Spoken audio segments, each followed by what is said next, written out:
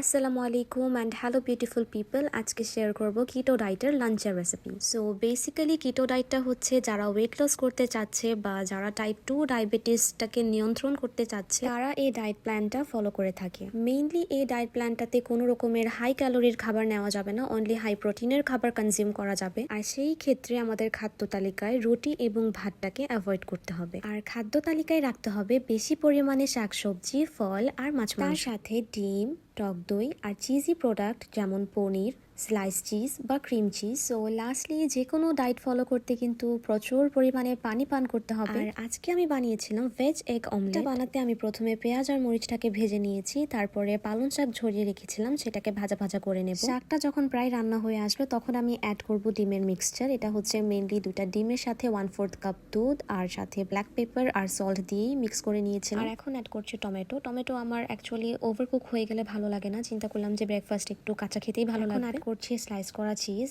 ব্রেকফাস্টে আমি heavy cheesy কিছু খেতে চাচ্ছিলাম না, সো আমি এখানে হাফ একটা চিজ স্লাইস নিয়েছি। ফাইনালি এই হচ্ছে আমার লো কার্ব, হাই প্রোটিন আর ফাইবার যুক্ত লাঞ্চ। তোমরা কিন্তু অবশ্যই এভাবে ট্রাই